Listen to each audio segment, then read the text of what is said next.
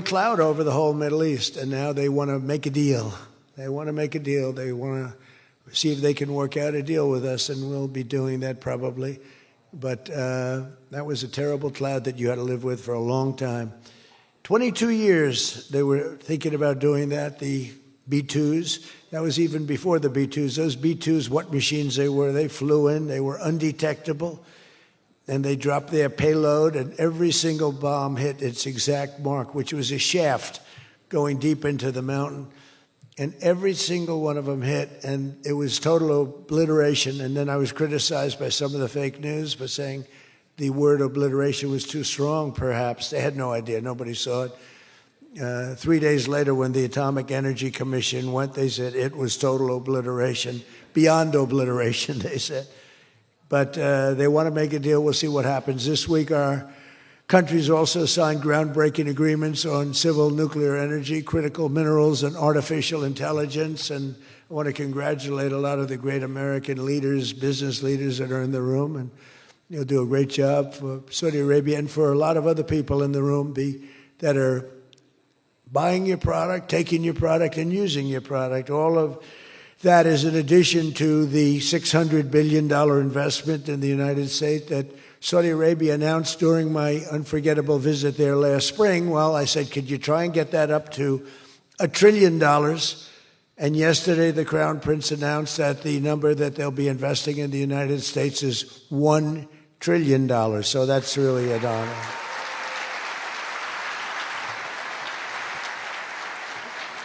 And we just took a picture backstage with some of the great business leaders and some of the great people, friends of mine from your country, and beautiful picture. And while we were taking the picture, I said, could you make it 1.5 trillion? So he's got something to think about. I don't know. We'll get something. I think we'll get something, Scott, right? But many of you in the room are playing a key role in making these projects happen, and we're told that $270 billion in agreements and sales are being signed between dozens of companies, and that's just happening today, $270 billion.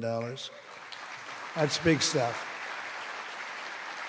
So on behalf of the thousands of American workers who I care about most, I want to thank you for bringing all those jobs and all those great opportunities to America and bringing great wealth to America. We've become a very wealthy country. We have a couple of little things. We're waiting for a decision. We hope that's going to be good, but if it's not, we always find ways, we find ways, but we've done things that nobody thought were possible, and we're taking in trillions and trillions of dollars. Tariffs have been, frankly, the best thing that's ever happened to our country. They've always been used against us, and we never had people that were smart enough to use them in the opposite direction.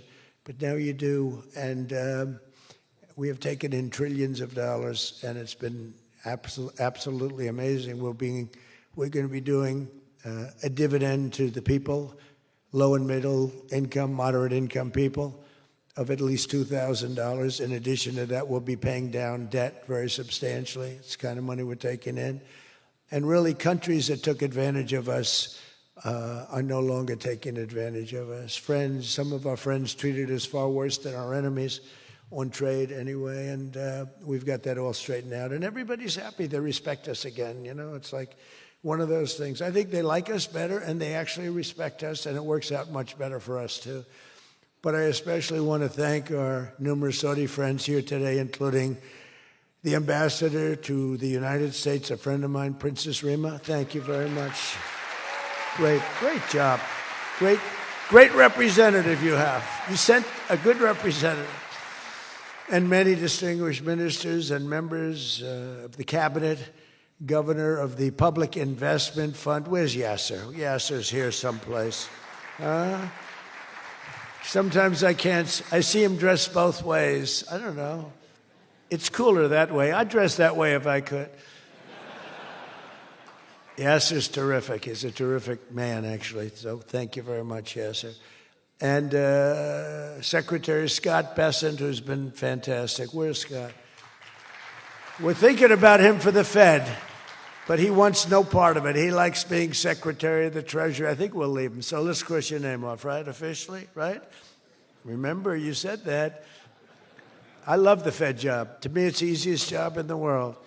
You play golf for 28, 29 days, then you go and make a little speech, tell everybody, in the case of the current guy, the wrong information because he has no clue. But if you have good instincts, it's all based on instincts. I see they want to hire 3,000 economists, 3,000, to report to the Fed chairman.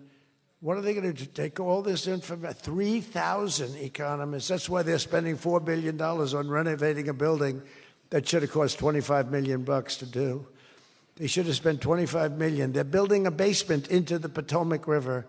I could have told them that's very tough to do when it doesn't work and it's very expensive. But they're up to $4 billion headed by this clown. But we have 3,000, think of it. They want to hire 3,000 economists. So they took a poll and they interviewed 71 people. And of the 71 people, 2 people got it right. 2 people. One was a great economist whose name I won't tell you because I don't like him personally, but he is good. And the other one that got it the most right was a man named President Donald J. Trump. Do you believe it? Everyone else was wrong. And I didn't have an economist. Well, I had Scott.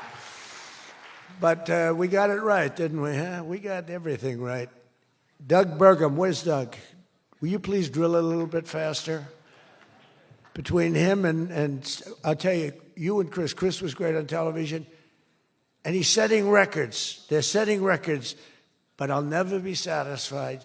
Drill, we got elected. Drill we must, I called it. Drill, baby, drill. Con Edison, a great utility from New York many years ago, they used to have it said, drill we must and dig we must. So when they were digging in a road, they'd have a sign, dig we must. Well, now we're putting those utilities to shame because I'm allowing all of those AI plants that are being built to build their own electric generating force, and they're building them like nobody's ever seen, and they're coming up with ideas and new contraptions like nobody's ever seen. And this way they can't blame me for not producing electric. I said, you produce it yourself. And actually they didn't believe I was saying that because nobody ever thought of a thing like that. They're building a massive plant. They were going to hook it up to a 200-year-old grid. And that wasn't going to work because there's no way of doing that. No way we could have done that. And I had the idea. This was my idea, approved by a couple of people. I said, why wouldn't that happen?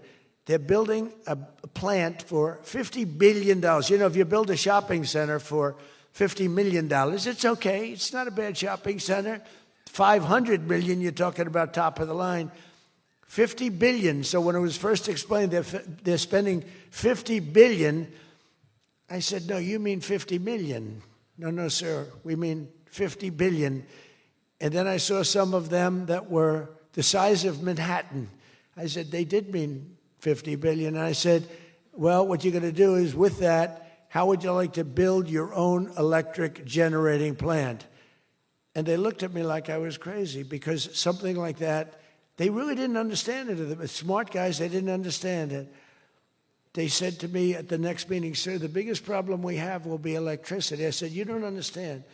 I told you last week, you're going to build your own. I'm giving you approval to build your own plant, and you will be approved within a period of 2 to 3 weeks. It used to take 20 years prior to termination. In other words, you would wait 20 years and you wouldn't make it. You'd be voted down 5 to 4. I said, we're getting you approved in a 2-week, 3-week period. In fact, Lee Zeldin, one of the superstars of this administration, I said, Lee, if it's oil and gas, get them approved in 2 weeks. If it's nuclear, add another week. Because some are going nuclear, and they're doing, be careful. They better be careful. But they are going to be careful. They're the greatest people in the world. So now they come back and they actually believed it. And now they're being approved rapidly. And we have things being built, the likes of which nobody's ever seen. We're leading China by a lot in AI. And we're also bringing auto plants in from Canada and from Mexico. They took them, and they're all coming back. They're all coming back because of tariffs. If we didn't have tariffs, I mean, they like the fact that we won the election by a landslide on November 5th. That helped. But they're all coming back, and they're coming back from Germany and Japan. Toyota just announced, as you know, $10 billion worth of new plants. They just announced it last week I went to various countries, and Japan was one of them. And Toyota's coming in with a $10 billion investment in 4 or 5 plants. Now, we're going to be more advanced than we were. So we led the car industry like 100% 50 years ago.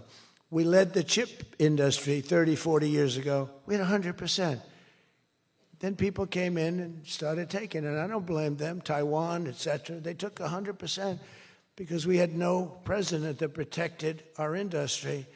If we would have said, it's wonderful that you're going to Taiwan, we think it's great, but when you sell your product back into this country, there will be a 250% tariff. Nobody would have left. Nobody would have left. And Intel would have been a giant. Intel would have been, where's Jensen? Intel would have blown, well, he now owns a big chunk of Intel. He's got it figured all different ways. Where are you, Jensen? Stand up. You have done such a good job. And you had a good 2 days, I understand, right? A good 2 days. How's Blackwell doing, okay? Any recent competitors? Anybody going to blow Blackwell away in the next week? They say 10 years. I don't know, maybe 2 years, 3 years. But you will not be stopping there. You'll be going further fast, right? An amazing job you've done. I want to thank Howard Lutnick and Christy Noem for being here. Christy, Howard, good job. Really good job. My daughter Tiffany's here with her great husband, Michael. Thank you very much, Tiffany. Thank you, honey.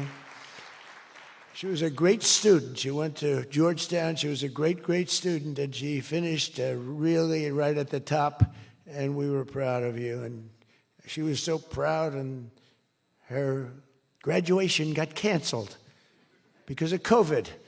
But I say if her name were something else, they probably wouldn't have canceled it. They didn't like that she did so well in school. They weren't happy about it. I say they canceled your graduation because you were a great student, and they didn't want, but other than that, I have no problems. You see, I don't take anything personally. Anyway, great job. And of course, hundreds of the top minds in technology, finance, and private enterprise from both Saudi Arabia and the United States. But my message to all of the leaders and investors with us today, and they are the best in the world, is very simple. Under the Trump administration, America is back and America is open for business. And America is actually stronger than it's ever been before, ever. We rebuilt the military in my first term. Foolishly, we gave a little bit to Afghanistan, but not very much compared to what we built. But now we're building it at levels that we've never done before. And in addition to that, we're sending a lot out to our allies, and we're making it possible for them to get it. I want those companies to build more plants, to build it faster. We want them to build it faster. The biggest problem we have is we have a backlog because it's so good. Every country wants our missiles, our jets. They want everything we have, and we got to go faster. We just have a new plane, the F-47. It won a very strong competition. It's the newest, and that was won by Boeing. By the way, Boeing is doing an amazing job of coming back. Kelly is doing a great job. They're really moving, and it's really great to see. But they won the competition for the jet fighter, and they say it reaches levels that has never been reached, both in terms of stealth and speed and everything else that they go by. So they're just completing their factory, and they've already started work on the F-47. How did that number get chosen? I don't know, but I didn't pick it. I did not pick it. It was said, sir, we'd like to present you with the F-47. I said, that's an unusual number. How did you pick that number? After 4 years of economic nightmares under the previous regime, Sleepy Joe Biden, he was a sleepy guy, wasn't he? Think he would have been here today? I don't think so. Americans have rejected the failed, and they were really failed, far left models that you were looking at of high taxes and massive spending, soaring costs, crushing regulations, and trillions of dollars in green new scams. Everything was a new scam, green, green, green. Look, I'm all for the environmental everything. I'm all for climate change. You know, they have new word, climate change. It used to be global warming. It's global warming. Well, that didn't work because it started coming down. They did the global cooling thing. Then they just said, we can't keep up with this. It's too much. So we'll go, perfect words, climate change. They're covered. If it rains, if it snows, if it's warm, it's climate change is destroying the world, remember? The world was supposed to have been gone 2 years ago. They gave us 12 years, Howard, to live, right? 12 years. But that was 14 years ago. The world was going to burn up, but it got actually much cooler. They know these people. It's a little conspiracy out there. We have to investigate them immediately. They probably are being investigated. Their policies punished success, rewarded failure, and produced disaster, including the worst inflation in our country's history. We had the worst inflation in history, and now we have a beautiful normal inflation. It's going to come down over the next few months a little bit more, but we have a nice normal inflation. We had the highest inflation in the history of our country. 9 months ago, our country was dead. But now America is the hottest country anywhere in the world. We're the hottest country. I don't care what country you're with. America is the hottest country considered. And we did this in a period of 9 months. We're a little longer than that, but it took me about 2 weeks to get started. We're rewarding those who build and create, invent, and invest in the USA. And you know, our tax, our big, I call it the great big beautiful bill. It's the biggest bill ever passed in the history of Congress. And Scott and I and all of us, we sat down and we said, let's do it, along with the Speaker and John Thune and everybody, said, let's do it all in one bill. And a lot of people were they said, you'll never get it approved. And we didn't have a huge majority. We had a huge presidential win. We won everything. We won all 7 swing states. We won the popular vote by millions. We won everything. But the one thing, we won one, it's called districts. The country has districts, and we won in terms of districts 2,750 to 550. And that's why when you see the map of the election, it's the whole country, it's all red, and it's pretty amazing. 2 little blue streaks on the right and on the left, and they're very little and getting smaller. But it's been pretty amazing. But in 4 long years, Joe Biden secured less than $1 trillion. In 9 short months, I've secured $18 trillion to rebuild our factories, create hundreds of thousands of jobs, and bring back those beautiful words, made in America. So think of that. He did less than $1 trillion in 4 years, and in 9 months, we've done more than $18 trillion, okay? That's called success. And we think that by the end of the first year, it'll be over $20 trillion. So, and thank you very much. You helped with that little boost you gave us, that little increase. We appreciate it so much. We appreciate you. So it's just one example.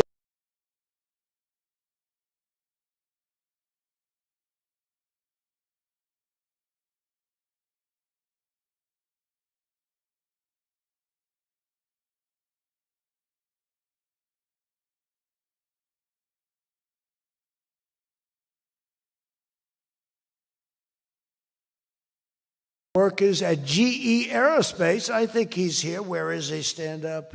What a job you've done with your new engines. And where are you? You're there. It's not a very good location for you. I thought you have been amazing. Great new engine that's supposed to be more efficient, more powerful, and less costly. That's not a bad combination. But GE Aerospace will soon be delivering dozens of new airplane engines for 787 Dreamliners in Saudi Arabia's commercial fleet. Big order. It was a big order just secured.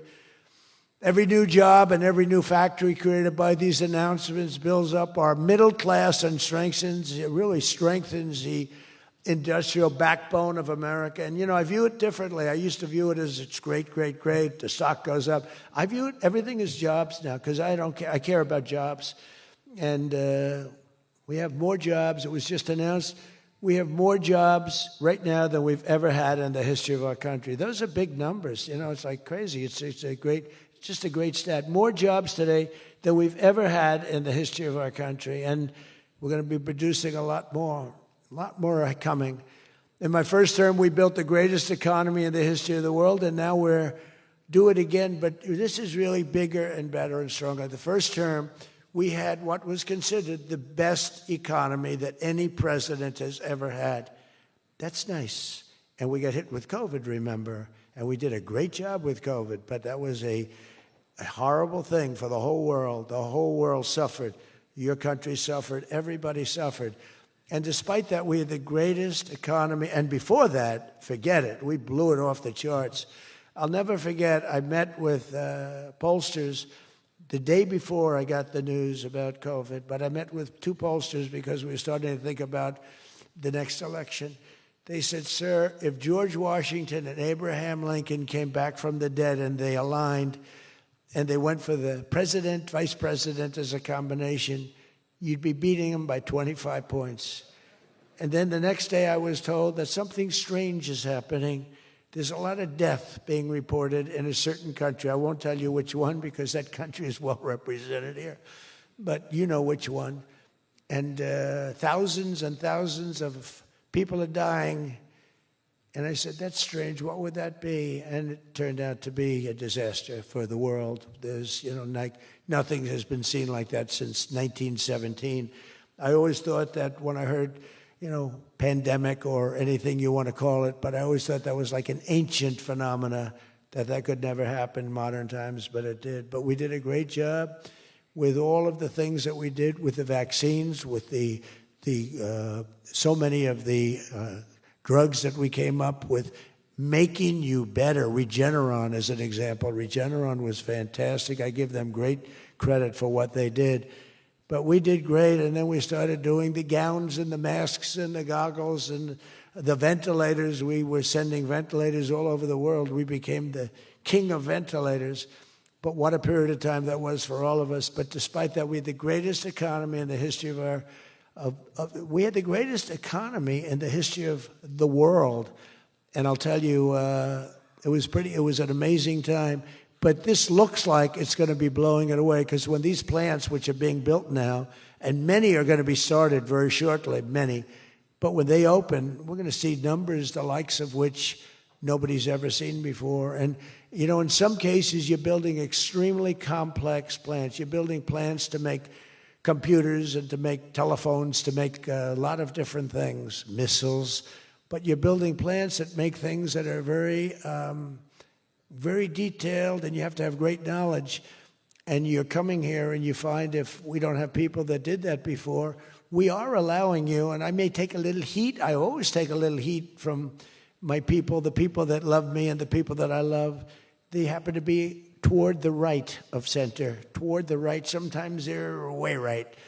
But if you have to bring people to get those plants opened, we want you to do that, and we want those people to teach our people how to make computer chips and how to make other things.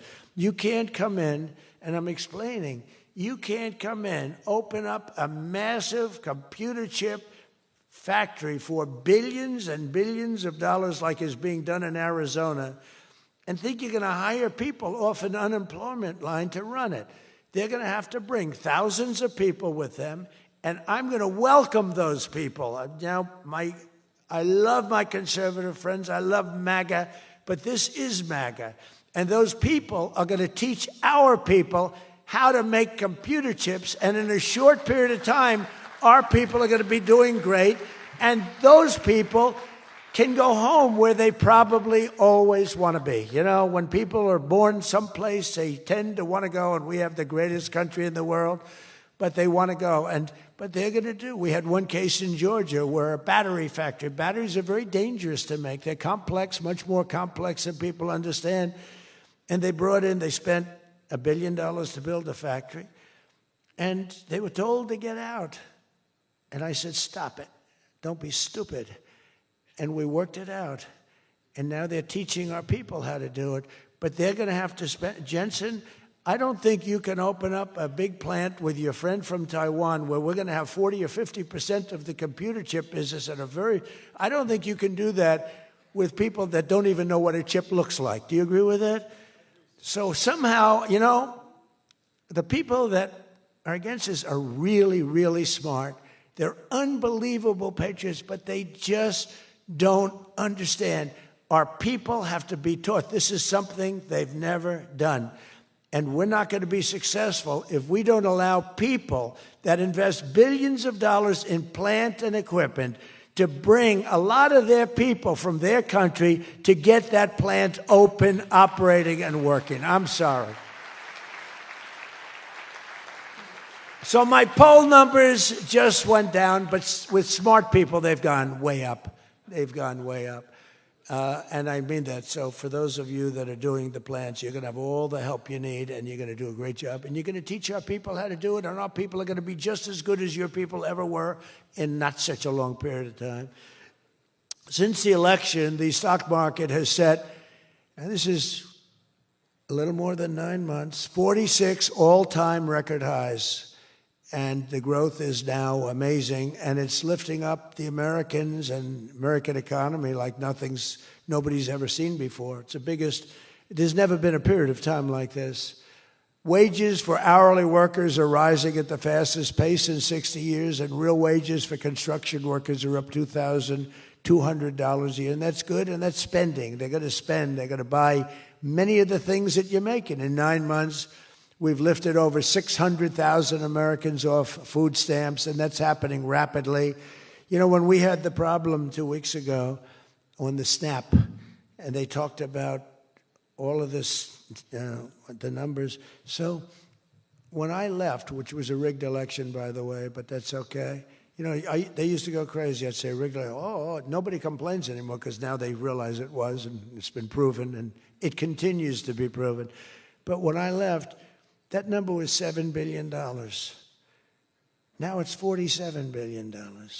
That's Biden.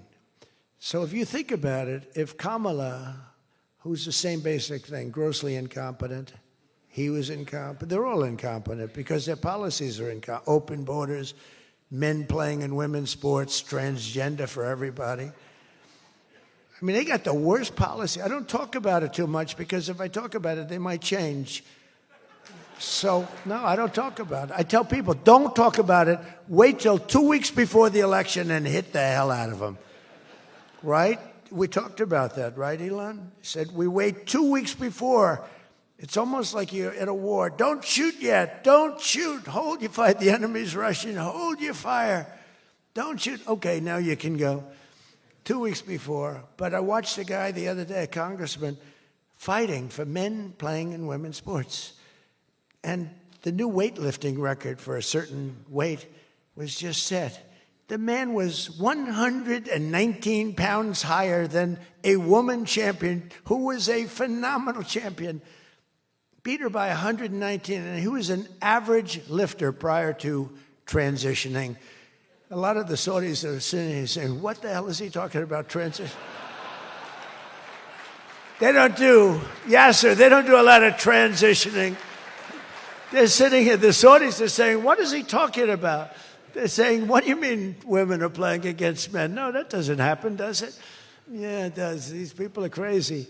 1.9 million more American-born workers are employed today. Think of that, than when I took office. So we picked up almost 2 million workers, and more Americans are now working, as I said, than at any time in the history of our country. Under Biden, 1 out of every 4 new jobs went to increase the size of the federal government. So in other words, 1 out of 4 was a federal worker. Well, I love our federal workers, but that's not the way you can build a country. It's a short road to a disaster. Under my administration, 100%, think of that, of all new jobs created came out of the private sector. In fact, the federal government, we cut thousands and hundreds of thousands of jobs out of the federal government. Now, if I wanted to do something for purely political reasons, I'd say, Susie, let's hire a couple of million federal workers. And you know what happened? Unemployment is unbelievable. We don't do that. They did that. They used to hire workers in order to fudge up the numbers. The federal workers. By the way, Susie Wiles, most powerful woman anywhere in the world, by the biggest, most important magazine. Susie Wiles, she had a father, Pat Summerall, the great announcer, football. He was a great football player, became an even greater, the voice of the NFL, and he was supposed to be a tough cookie, and I believe it 100%. Most powerful woman in the world. She can take out a country, take out a country with one phone call. That's power. I don't know if I could do that, but she could. Thank you, Susie. Do you feel good about the job you're doing? Huh? She's never going to be satisfied. She's doing a great job. We're also making incredible strides to make America affordable again. That's a new word that they're using. Affordability, they talk. They had the worst inflation in history. They had the highest prices in history. The country was going to hell. The only thing that we're going up in is our stock market, okay? The only price that we really have, I mean, we're bringing prices down, but they came up with a new word, affordability. And they look at we are all about affordability, and everyone assumes that that meant that, no, their prices were high. If you look at the numbers, since I took office, core inflation is now below 2.7%. It was at numbers that nobody had ever seen before with them. Walmart just announced that the cost of their standard Thanksgiving meal is reduced by 25% this year from last year. So they look, the Democrats, I don't know, some of you are probably liberal Democrats. I don't know about in your country. I don't know if you know that word, liberal. The word liberal doesn't exist. But they have a new word now. You can't use liberal. You have to use the word progressive. And I don't like using it. It's a beautiful word, progressive. Progressive, that's not them. They're regressive. No, they're regressive. Think of it. So if I don't get in, we have $20 trillion. Let's say she gets in. Instead of $20 trillion, you'd lose $10 trillion, and your welfare and other benefits would go up by 30%. Look at SNAP. Look at what happened there. From 7 million to 47. From 7 billion to 47 billion.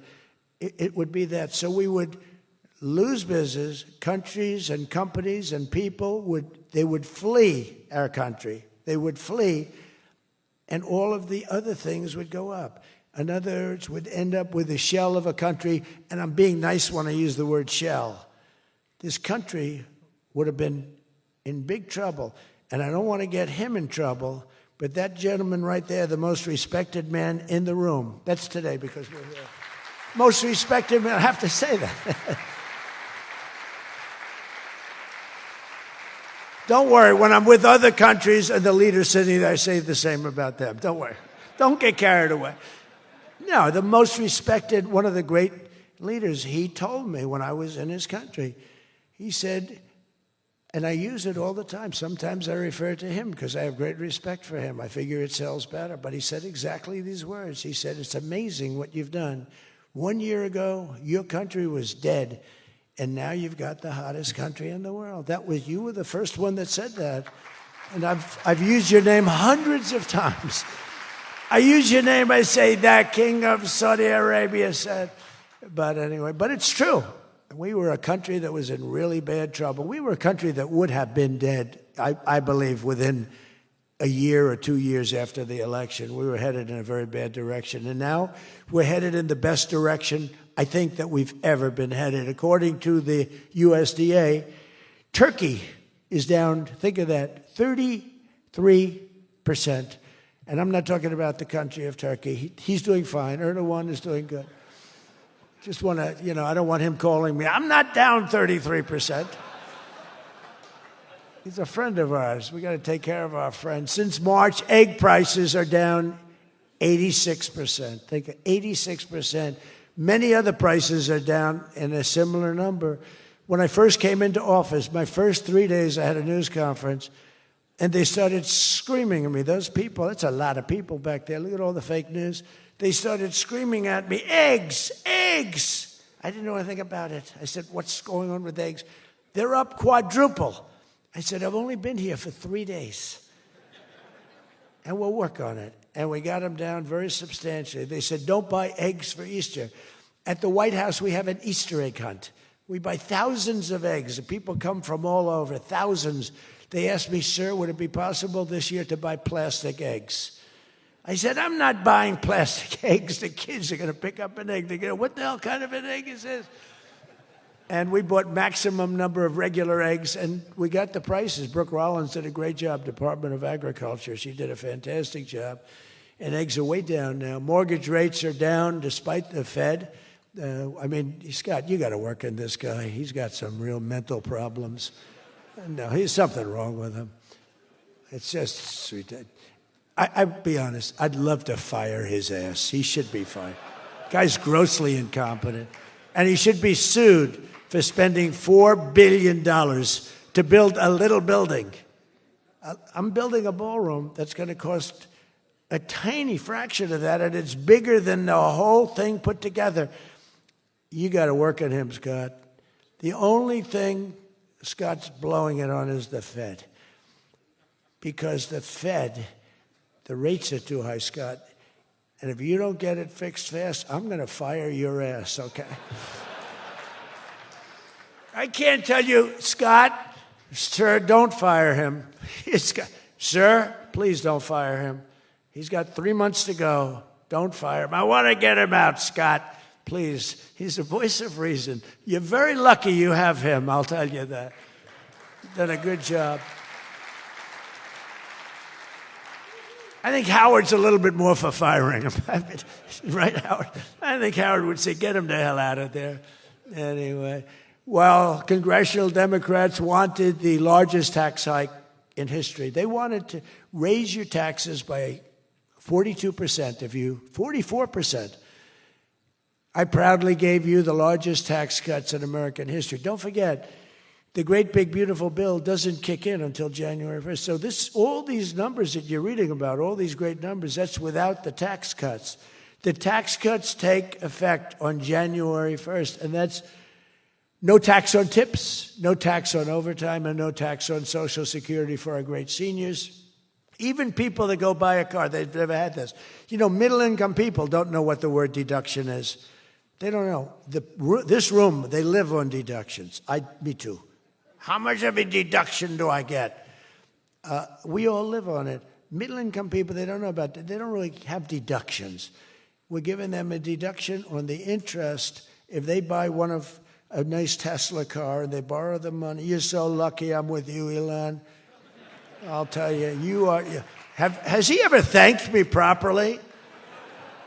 Although I do let him buy other than electric cars, but these are minor details. You know, we had a mandate, which even Elon thought was ridiculous, that everybody has to have an electric car by 2030. And once, fortunately, he said, that's a ridiculous thing. So I keep quoting, but I'm giving them a deduction. Now, Elon would like to have it differently. A deduction only if you buy a Tesla, right? But we'll let it be for everybody. But think of it. You get a deduction on the loan, on your interest payment. I think that's going to be an unbelievable boon to car sales. I think it's one of the biggest things, and we'll see, but I think it's going to be. And the biggest thing I've done for business and jobs is deductibility, where all of that money that you're spending, 100%, think of it, expensing for all new equipment purchase, factory construction, including structure. Every single thing you're allowed to deduct, expensing 1 year. And that's what made our first tax bill, in my opinion, more than anything else, bringing your money back in. We have that, we have everything. Trillions of dollars, hundreds of billions, but trillions of dollars. Apple alone, Tim Cook brought in hundreds of billions of dollars. You couldn't do it under the old tax code. You'd have to pay so much tax, and just the bureaucracy of it. We made it very simple. We charged a fair rate, and we took in billions. Well, we have that. But the expensing, to me, was the thing that made it so successful. And the other thing is all of those tax cuts that we got, that was the largest tax cut in history. On top of adding to those cuts, we extended the original tax cuts. If we didn't extend, you would have had about a 58% tax increase from that point, and we were able to get that extended. So I want to thank the Speaker of the House, and I want to thank John Thune And a lot of people thought that that bill, because we put everything into that one, we took 4 years' worth of things and we put them into the great, big, beautiful bill. And we got it passed. It was close, like about a quarter of a vote. It was on fumes. We thought for a couple of moments we were not going to be able to get it. Then we would have had to have it in 9 or 12 or 14 different bills. And I don't think we would have gotten many of them approved. We would have gotten some easily approved, but some we would have gotten no votes on. By putting it all together, we got everything. And it was a great job, and I think someday it's going to be appreciated. But among other things, it's the biggest tax cut in history for people and for businesses. So just enjoy it, and think of me every once in a while when you're hiring new people and making a lot of money. You just think about us. But I'm cutting a record number of job-killing regulations. That's the other thing. And I've already slashed more than $1 trillion worth of regulations this year. My last term, I gave the largest regulation cut in history, and now we're doing it again. In fact, for every new regulation, they're mandated to cut 10. And so far, it's for every new regulation, they've cut 30. So they have the idea.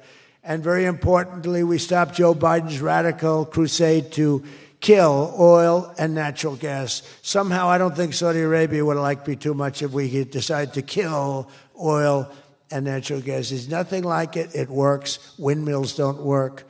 Other things, I don't want to get into it too much, but they don't work. What does work is natural gas, oil, nuclear, and other things. But the windmills are a disaster. I am the biggest negative person on windmills. They ruin your locations. They ruin. When I look at some of these countrysides that are littered with windmills, and every time it goes around, you lose money. The country loses money. It's a disaster. And I just hope that some of these countries that are losing their ass, we have countries that are going bankrupt because they're putting windmills all over the place. You're supposed to make money with energy, not lose money with energy. And we talk about oil, and we talk even clean, beautiful coal. I said, you're not allowed to mention the word coal unless you precede it by saying clean, beautiful. So I have my people in the office, they're talking about coal, right? And they're going, sir, a clean, beautiful coal is doing very well, sir. And then 2 minutes later, clean, beautiful coal. Then he mentions the third time, sir, coal. No, it's clean and beautiful. Because it needs a public relations help. Coal needs a little help, public relations-wise. So we refer to it as clean, beautiful coal, and it does have its place, that I can tell you. But we're streamlining permitting for all new energy projects, all new mining projects, and what used to take 28 days is now down to very little. But we had times when, not 28 days, we had times when things would take 14, 15, 16, and even 20 years to get approved. We have a maximum day, 28 days. That's the maximum it'll take. It'll never take more. You can come in with $1 trillion factory. You can come in with what it takes, a maximum of. You don't have to go years and years and years, be abused by bureaucracy. If you build a plant now, you're going to have your plant done within 28 days. And a lot of you are all, because I see everyone shaking their head, you're all agreeing. We're getting you approved by very smart people quickly. You know, when you used to walk in with plans done by the best engineers in the world, thousands of pages, and drop them on some guy who's been there for 28 years approving environmental impact statements, and he's looking at pages that he's never seen, and he's supposed to approve it. He has no idea what the hell is in those pages. So we know what we're doing. We're going to get maximum is 28 days. That's why we have so much under construction, and people can't believe it. They can't believe it. And again, remember what I said, most important thing, you're building your own electric plant. You're really becoming a utility in addition to doing what you're doing. But you're building all of the excess, all of that energy, all of that electricity is being built. And your excess electricity, you can sell back to the federal grid. So we even make it there. Under the deals being signed this week, the world's two leading energy superpowers, America and Saudi Arabia, are partnering on energy like we've never partnered before. American Saudi companies represented here today are joining on liquefied natural gas, infrastructure, constructions, and making both of our energy sectors. I mean, our sectors are becoming so strong. Just a quick story. In Louisiana, when I first time I got there were two massive LNG plants. One was under review for 14 years and was being rejected. The other one was for 18 years. The people of Louisiana, Doug, you know exactly what I'm talking about. And one was $20 billion, one was $24 billion, like the biggest things, like 3 Empire State Buildings lying on its side. It was massive. And I said, whatever happened with those plants? Well, sir, they're under review. How long has it been? 14 years and 17 years. And they had given up. Massive investments were being made by other countries and the richest people. They couldn't get them approved. I got myself involved. Right, Doug? The first one, I got approved in 1 day. The second one, I got a little cocky. I took my time. It took me 1 week. And they're both operating today, and they're tremendously successful. I got one. Think of it. After 14 years, I was in office. I got involved. I got it done in 1 day. And it's been a tremendous success and made a lot of money for our country and for a lot of other people. And the other one took 1 week to get done. That one was under review, I think, for 14 or 15 years, both of them. So I'm very proud of that, actually. I also proudly ended the ridiculous Biden-era restrictions on artificial intelligence, and we will work closely with friends and partners like those in this room to build the largest, most powerful, most innovative AI ecosystem in the world, and we are going to work it so that you'll have a one approval process, not have to go through 50 states in the United States. You know, you can't go through 50 states. You have to get one approval. 50 states is a disaster because you have one woke state and you have to do all woke. You'll be back into the woke business. We don't have woke anymore in this country. It's virtually illegal. But you'll have a couple of wokesters, and we don't want to do that. We want to get the AI done, and I'm working with David. David's done a fantastic job. If he's here, I think he is. He is. Thank you. David's done a fantastic job. But we want one approval, one, and hopefully you have the right guy in the federal government. Hopefully you have the right president, but you have one approval, one approving body, not 50, not, hundreds of people all over the country looking at what you're doing. And basically you're forced to take the worst and the most onerous, right, Jensen? Are you happy with that, Jensen? Thank you. If Jensen's happy, I'm happy. But what's very important, we have to do that. And we have a couple of very good, very well-meaning senators that think every state should have a right to approve. We're not going to do that because that will not allow you to do what we have to do. And we'll get that straightened out. Together, the United States and Saudi Arabia are unleashing really the most incredible new prosperity together. And we're also making history and forging peace. And I've settled 8 raging conflicts, 8 wars. I've settled 8 wars. I have 1 to go. You know what that one is. I thought that was going to be my easy one because I have a good relationship with President Putin, but I'm a little disappointed in President Putin right now. He knows that. I thought that was going to be the easy one. I settled 1 war, 36 years. I got it done in 1 day. I had another one, 32 years, millions of people killed. Even Congo and the Rwanda, they had 10 million people killed. It was out of control. I got that settled. I have a man's father who happens to be in this room doing a great job, right? Got that settled. I settled 8 wars.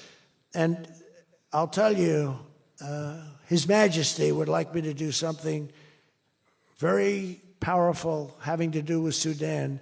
It was not on my my charts to be involved in that. I thought it was just something that was crazy and out of control.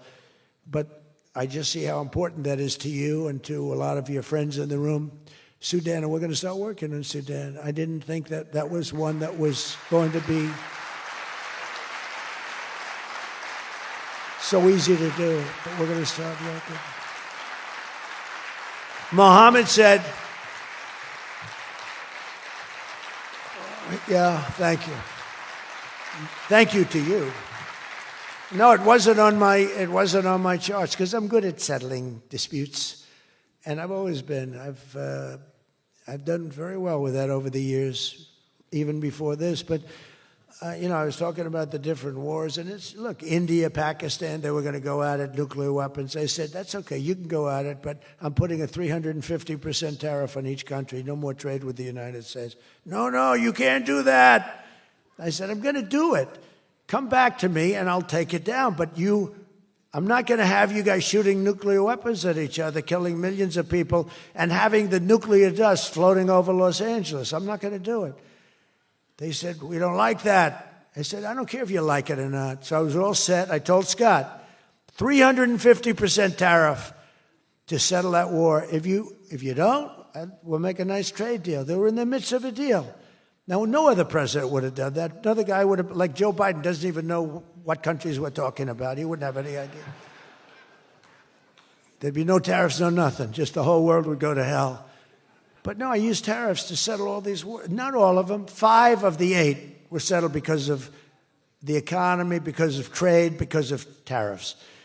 So I did this. But, and then I'll tell you what, the Prime Minister of Pakistan called me. Thank you very much. He actually said, I saved millions, and he said it in front of Susie. He said, President Trump saved millions and millions of lives. He doesn't even know that, but he saved millions of lives, and he talks about it. And I got a call from Prime Minister Modi saying, we're done. I said, you're done with what? We're not going to go to war. I said, thank you very much. Let's make a deal. But I saved a lot of people, millions of people, on many other wars. Azerbaijan, you know what was happening there? I settled that. That was going on for many, many years. Actually, Putin called me. He said, I can't believe you got that one settled. We've been trying to settle that one for a long time. I said, don't worry about that. Just let me settle your frickin' war, okay? You don't have to help me. I don't need any help. I need help with your war. And it'll get done. But working with the Crown Prince was amazing because he mentioned Sudan yesterday. And he said, sir, you're talking about a lot of wars, but there's a place on earth called Sudan, and it's horrible what's happening. And I viewed it as being just sort of a freelance, no government, no this, no that. And he explained the whole culture and the whole history, and it was very interesting to hear. Really amazing, actually, to hear. And, we've already started working on that, okay? He said that would be the greatest thing you can do. That would be greater than what you've already done. That was your expression. Is that a correct expression? Pretty good. So we're working on that. We started about 30 minutes after you explained to us the great importance of that. I view it differently now than I did just a day ago. But we also... as you know, we had a historic ceasefire. We ended the war in Gaza. And 2 days ago, incredibly, the United Nations Security Council backed the Trump peace plan. And we have a great peace plan. We have peace in the Middle East. This is a strong peace, too. They say, oh, it's tentative. It's not. This is a very strong peace. We have 59 countries signed on. And when there's problems, I'm getting calls from countries. They want to go in and lead the fight to solve the problem if we have any problems. But right now, it's looking very good and they endorsed the United Nations, what's called the Board of Peace, chaired by a person called Donald J. Trump. I accepted the chairmanship. They asked me to be chairman. That's what I needed. It's just a little more work, but it's a great honor. That'll be the greatest board ever assembled. When do you see this board? This board will blow every board away, and I believe we're going to be lucky enough to have the Crown Prince be a very distinguished member of the board. But we're going to have the heads of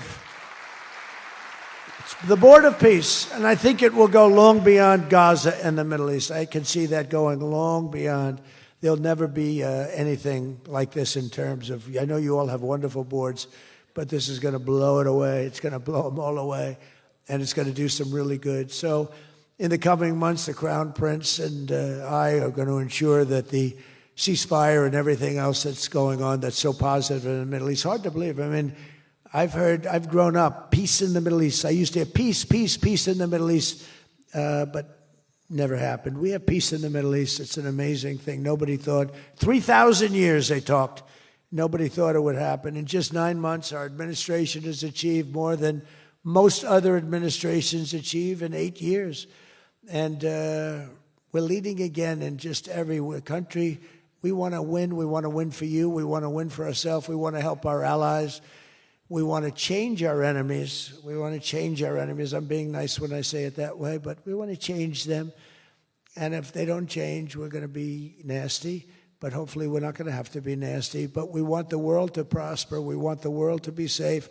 Our alliances are flourishing like they haven't before. And, you know, they're respecting America again. They didn't respect us. We were like a bunch of stupid people. We had a president that couldn't get up and talk, couldn't walk up a flight of stairs. We had people that didn't know what the hell they were doing. We were an embarrassment all over the world. But now we have people that are respected at levels that we've never seen before. So I just want to tell you that this is a group that I respect. I read every single name of every single person sitting in each and every seat. And I either know you or I know of you. This is an amazing group of people. And it really is headed by that gentleman sitting right smack center with 2 seats in between him. He wants plenty of room. And he's going to be the king of Saudi Arabia right now. He's the most distinguished gentleman. He's my friend. And thank you very much for what you've done for us, and we will always be with you. Thank you, Mohammed. I appreciate it. Thank you, everybody. Thank you very much. Thank you.